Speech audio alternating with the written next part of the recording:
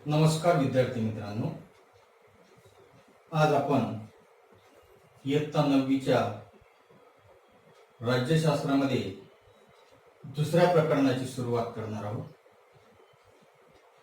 राज्यशास्त्राचं दुसरं प्रकरण आहे भारताच्या परराष्ट्र धोरणाची वाटचाल. मग भारताच्या परराष्ट्र धोरणाची वाटचाल या प्रकरणामध्ये आपण नवीन काय शिकणार आहोत? बघा, यापूर्वी आपण महायुद्धोत्तर राजकीय घडामोडी या प्रकरणामध्ये आंतरराष्ट्रीय व्यवस्था, त्या आंतरराष्ट्रीय व्यवस्थेचं स्वरूप, शीतयुद्ध आणि त्या शीतयुद्धाचे झालेले परिणाम. मग या प्रकरणामध्ये आपल्याला त्याच्याशी संबंधित जे काही बाबी आहेत, त्याच्याशी संबंधित जे काही विषय आहेत, त्या विषयांची ओळख आपल्याला या प्रकरणामध्ये करून घ्यायची आहे. मग आपण काय शिकणार आहोत यामध्ये? यामध्ये आपण परराष्ट्र धोरण म्हणजे काय, म्हणजे परराष्ट्र धोरणाचा अर्थ आपण जाणून घेणार आहोत, किंवा त्या परराष्ट्र धोरणावर परिणाम करणारे जे घटक आहेत त्या घटकांचा सुद्धा विचार आपल्याला यामध्ये करायचा आहे. त्याचबरोबर आपल्या भारताचे जे परराष्ट्र धोरण आहे त्या परराष्ट्र धोरणाचं स्वरूप काय तेही आपण या प्रकरणाच्या माध्यमातून जाणून घेणार आहोत. म्हणजे परराष्ट्र धोरणाचा अर्थ, त्या परराष्ट्र धोरणावर परिणाम करणारे घटक आणि आपल्या भारताचं जे परराष्ट्र धोरण आहे त्या परराष्ट्र धोरणाचं स्वरूप, या सगळ्या बाबींचा अभ्यास आपल्याला या प्रकरणाच्या माध्यमातून करायचा आहे. मग आपण पहिल्या मुद्द्याकडे वळूयात. पहिला मुद्दा आहे बघा, परराष्ट्र धोरण, त्याचा अर्थ आणि त्याचं महत्व.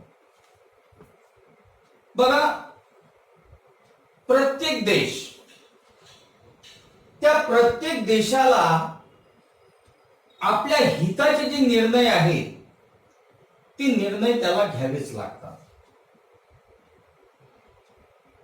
मग आपल्या राष्ट्राचं हित कशात आहे हे आपल्या राष्ट्राचं हित लक्षात घेऊन कोणत्या देशाशी मैत्री करायची,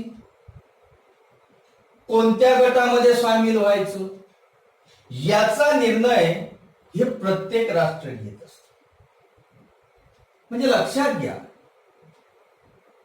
की प्रत्येक राष्ट्राला, प्रत्येक देशाला आपल्या हिताचे निर्णय हे घ्यावेच लागतात. मग हे निर्णय घेत असताना किंवा आपलं राष्ट्रहित लक्षात घेऊन किंवा घेत असताना आपण कोणत्या देशाशी मैत्री करायला पाहिजे, कोणत्या गटामध्ये आपण सामील व्हायला पाहिजे, याचा निर्णय प्रत्येक राष्ट्र घेत असते. मग आंतरराष्ट्रीय राजकारणामध्ये कोणती भूमिका घ्यायची याचा विचारपूर्वक निर्णय घेण्याचा जो अधिकार आहे तो अधिकार हा प्रत्येक सार्वभौम राष्ट्राला असतो. मग ही जी वैचारिक भूमिका आहे या वैचारिक भूमिकेलाच परराष्ट्र धोरण असे म्हणतात. म्हणजे लक्षात घ्या, परराष्ट्र धोरण म्हणजे काय? प्रत्येक देशाला आपल्या हिताचे निर्णय घ्यावे लागतात. राष्ट्रहित लक्षात घेऊन कोणत्या देशाशी मैत्री करावी, कोणत्या गटामध्ये सामील व्हावं, याचा निर्णय ही प्रत्येक राष्ट्र घेत असते. एवढंच नाही तर आंतरराष्ट्रीय राजकारणामध्ये कोणती भूमिका घ्यायची याचाही विचारपूर्वक निर्णय घेण्याचा जो अधिकार आहे तो प्रत्येक सार्वभौम राष्ट्राला असतो. म्हणजे ही जी वैचारिक भूमिका आहे यालाच आपण परराष्ट्र धोरण असं म्हणतो. आपण बघितलेलं आहे की सर्वच देश हे आंतरराष्ट्रीय व्यवस्थेचे घटक असतात आणि त्यातलं कोणतंही राष्ट्र हे सर्वार्थाने स्वयंपूर्ण नसते. आपण बघितलेलं आहे की कोणतंही राष्ट्र हे स्वावलंबी नाही. काही ना काही आणि कोणत्या ना कोणत्या कारणासाठी हे जे राष्ट्र आहे हे राष्ट्र एकमेकांवर अवलंबून असतात. म्हणजे सर्वच देश हे आंतरराष्ट्रीय व्यवस्थेचे घटक असतात आणि त्यातील कोणतेही राष्ट्र हे सर्वार्थानं स्वयंपूर्ण नसते. म्हणून आंतरराष्ट्रीय व्यवस्थेमध्ये परस्परावलंबन असते हे आपण समजून घेतलेलं आहे. पण हे जे परस्परावलंबन आहे हे परस्परावलंबन हे मोजक्या देशाच्या हिताचे किंवा फायद्याचे असता कामा नये. म्हणून हे परस्परावलंबन प्रत्येक राष्ट्राच्या हिताचे कसे होईल यासाठी निश्चितपणे प्रयत्न करावे लागतात. आपण आंतरराष्ट्रीय व्यवस्था बघितलेली आहे की आपल्या भारताप्रमाणे जगामध्ये असे अनेक देश आहेत की जे स्वतंत्र आहेत. मग त्या देशांमध्ये सातत्याने काही ना काही करार केले जातात, त्यांच्यामध्ये व्यवहार होत असतात आणि त्याचबरोबर ही स्वतंत्र राज्य परस्परांशी करारही करत असतात. पण अशा प्रकारे या स्वतंत्र आणि सार्वभौम जे काही देश आहेत या देशांमिळून तयार झालेली जी व्यवस्था आहे त्याला आपण आंतरराष्ट्रीय व्यवस्था म्हणतो. म्हणजे जगातले सर्वच देश हे आंतरराष्ट्रीय व्यवस्थेचे घटक आहेत आणि त्यातील सर्वच देश किंवा सर्वार्थाने सर्वच देश हे स्वयंपूर्ण नाही. कोणतेही राष्ट्र हे सर्वार्थाने स्वयंपूर्ण नाही. कोणत्या ना कोणत्या कारणासाठी ते एकमेकांवर अवलंबून असतात. म्हणजे आंतरराष्ट्रीय व्यवस्थेमध्ये परस्परावलंबन हे अत्यंत महत्वाचे असते. पण हे परस्परावलंबन काही मोजक्या देशाच्या हिताचे किंवा फायद्याचे असता कामा नये. म्हणून ते परस्परावलंबन प्रत्येक राष्ट्राच्या हिताचं कसं होईल या दृष्टिकोनातून प्रयत्न करावे लागतात किंवा ते परराष्ट्र धोरणाच्या संबंधित प्रयत्न करावे लागतात. अशा प्रकारे या परराष्ट्र धोरणाचा अर्थ आणि महत्त्व हे लक्षात राहू द्या की परराष्ट्र धोरण म्हणजे काय, तर प्रत्येक देशाला आपल्या हिताचे निर्णय घ्यावे लागतात. राष्ट्रहित लक्षात घेऊन कोणत्या देशाशी मैत्री करावी, कोणत्या गटामध्ये सामील व्हावं याचा निर्णय हे प्रत्येक राष्ट्र घेत असते आणि आंतरराष्ट्रीय राजकारणामध्ये सुद्धा कोणती भूमिका घ्यायची याचाही विचारपूर्वक निर्णय घेण्याचा अधिकार हा प्रत्येक सार्वभौम राष्ट्राला असतो. ही जी वैचारिक भूमिका आहे यालाच आपण परस्परावलंबन असं म्हणतो.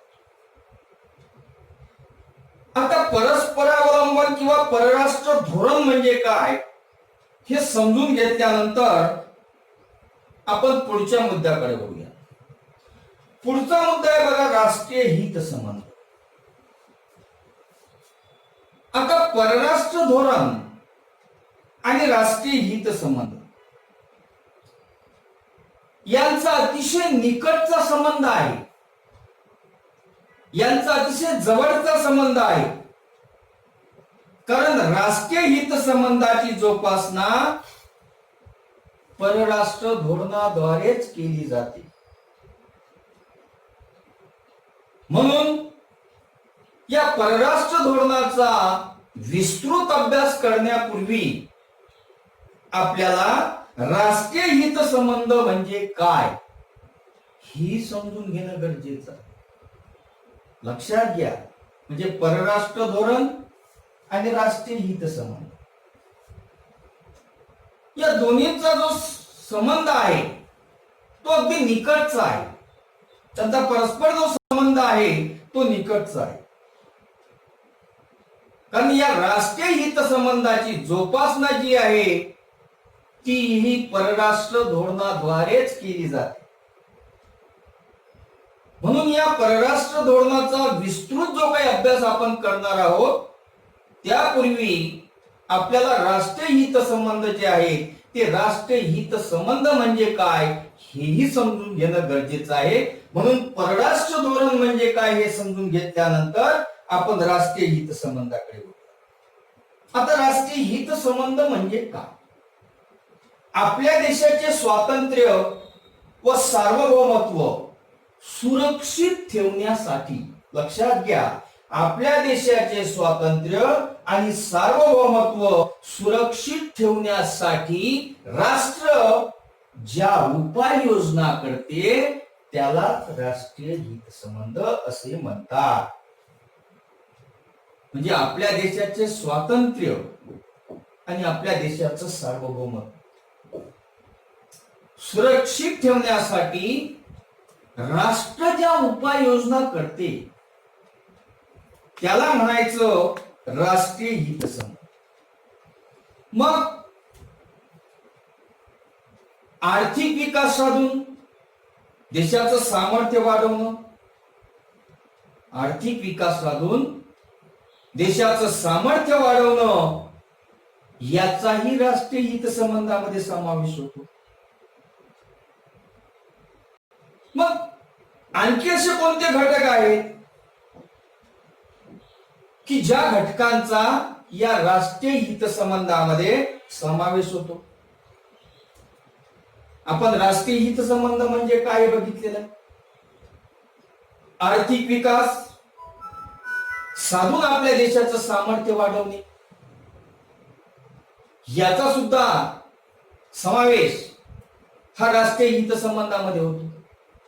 मग कोणत्याही राष्ट्राच्या हित संबंधामध्ये कोणते घटक समाविष्ट असतात ते प्रथम आपण जाणून घेऊया.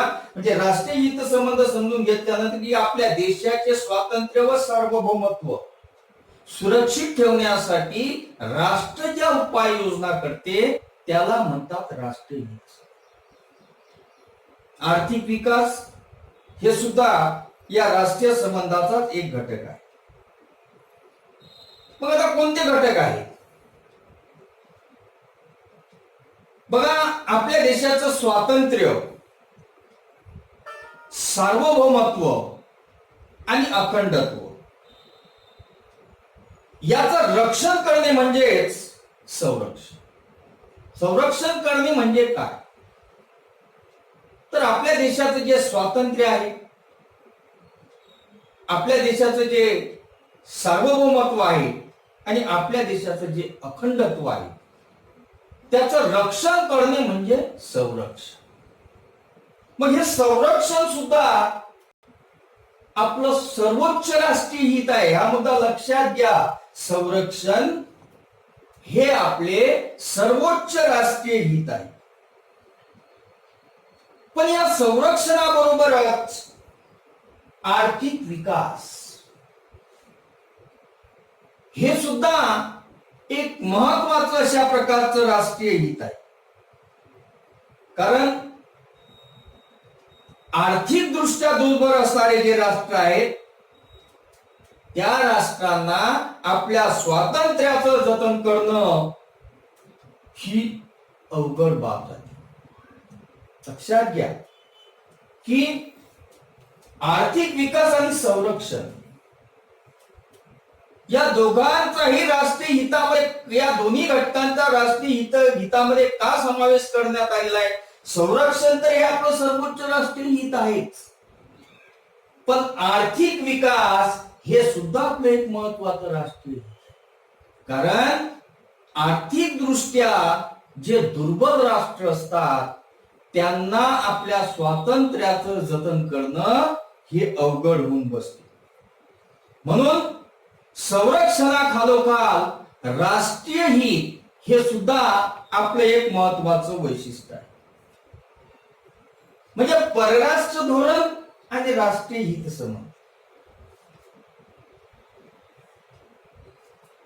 या दोघांची जी जोपासना आहे ती दोघांची जोपासना म्हणजे संरक्षण आणि आर्थिक विकास हे जे दोन राष्ट्रीय हित संबंध आहेत या दोन्ही राष्ट्रीय हित संबंधाची जोपासना ही परराष्ट्र धोरणाद्वारे केली जाते. म्हणजे परराष्ट्र धोरण आणि राष्ट्रीय हित संबंध यांचा काय आपल्याला संबंध येतो? संरक्षण विकास, संरक्षण आणि आर्थिक विकास हे आपलं राष्ट्रीय हित आहे. आणि या राष्ट्रीय हित संबंधाची जी जोपासना आहे ती परराष्ट्र धोरणाच्या आधारे केली जाते. म्हणजे राष्ट्रीय हित संबंध हे आपलं उद्दिष्ट आहे, तर साध्य करण्याचं जे साधन आहे ते म्हणजे परराष्ट्र धोरण आहे. लक्षात घ्या मुद्दा की राष्ट्रीय हित संबंध हे उद्दिष्ट आहे आणि ते साध्य करण्याचं साधन हे परराष्ट्र धोरण. मग परिस्थितीनुसार, काळानुसार या उद्दिष्टांमध्ये बदल होत असतात. परिस्थितीनुसार, काळानुसार या हित संबंधामध्ये बदल होत असतात. त्याचप्रमाणे म्हणजे राष्ट्राच्या हित संबंधामध्ये किंवा उद्दिष्टांमध्ये बदल होत असतात. त्यानुसार राष्ट्रीय हित संबंध सुद्धा बदलत असतात. लक्षात घ्या, परिस्थितीनुसार, काळानुसार राष्ट्राच्या उद्दिष्टांमध्ये बदल होतो, पण त्याचबरोबर राष्ट्रीय हित संबंधामध्ये सुद्धा बदल होतो. म्हणजे राष्ट्रीय हित संबंधामध्ये बदल होतात, त्यामुळे आपलं परराष्ट्र धोरण सुद्धा बदलते. म्हणजे राष्ट्रीय हित संबंध बदलले की परराष्ट्र धोरणामध्ये सुद्धा आपल्याला बदल करावा लागतो. अशा प्रकारे परराष्ट्र धोरण, त्याचा अर्थ आणि महत्व आणि राष्ट्रीय हित संबंध म्हणजे काय ह्या बाबी आपण जाणून घेतलेल्या आहेत.